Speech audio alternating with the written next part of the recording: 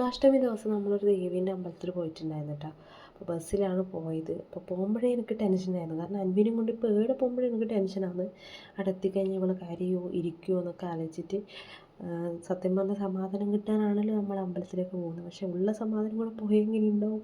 അതിപ്പോൾ എനിക്ക് മാത്രമല്ല, കൊച്ചുകുട്ടികളിൽ എല്ലാവരുടെയും അവസ്ഥ ഇത് തന്നെയാണ്. അങ്ങനെ നമ്മൾ അമ്പലത്തിലെത്തി.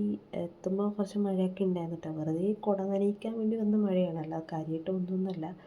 പിന്നെ അവിടെ ഇരുന്നു. അവിടെ കുറേ പാട്ടൊക്കെ ഉണ്ടായിരുന്നു. പിന്നെ പാട്ട് എനിക്കാണെങ്കിൽ സഹിക്കാൻ പറ്റുന്നില്ല. മൈഗ്രെയിൻ ഉള്ളവർക്കറിയാം, ഓവറായിട്ട് സൗണ്ട് കേട്ടാൽ അത് പെട്ടെന്ന് ട്രിഗർ ആവും. അതുകൊണ്ട് ഞാൻ കുറച്ച് ഇപ്പുറത്തേക്ക് വന്നു. ഈ ഒരു വെള്ളക്കെട്ടുണ്ട്, ഇത് അമ്പലത്തിൽ സ്ഥിരമായിട്ടുള്ളതെന്ന് പറഞ്ഞു. വേനൽക്കാലമായാലും മഴക്കാലമായാലും ഇത് കൂടുകയും ചെയ്യില്ല കുറയുകയും ചെയ്യില്ല. അപ്പോൾ അതിങ്ങനെ ആൾക്കാരെല്ലാം നോക്കിയിട്ട് ഇങ്ങനെ ഓരോന്ന് പറയുന്നത്. അതിൽ മീനൊക്കെ ഉണ്ട് കേട്ടോ. അപ്പോൾ ഞാനിങ്ങനെ കയറി നോക്കി. അപ്പോഴേക്കിതാ ഒരാളിവിടെ നിലത്തിരുന്ന് കളിക്കുന്നുണ്ട്. അപ്പോൾ ഇവളെ നോക്കിക്കൊണ്ട് നമ്മൾ ഇങ്ങോട്ട് ഇരിക്കുകയാണ്. പക്ഷേ ഇവിടെ നിൽക്കുകയാണ്. പിന്നെ പൂജയൊക്കെ കഴിഞ്ഞ് നമ്മൾ ഭക്ഷണം കഴിക്കാൻ പോയി. അമ്പലത്തിലെ ഭക്ഷണം പിന്നെ അറിയാമല്ലോ, അടിപൊളി ടേസ്റ്റ് ആയിരുന്നു.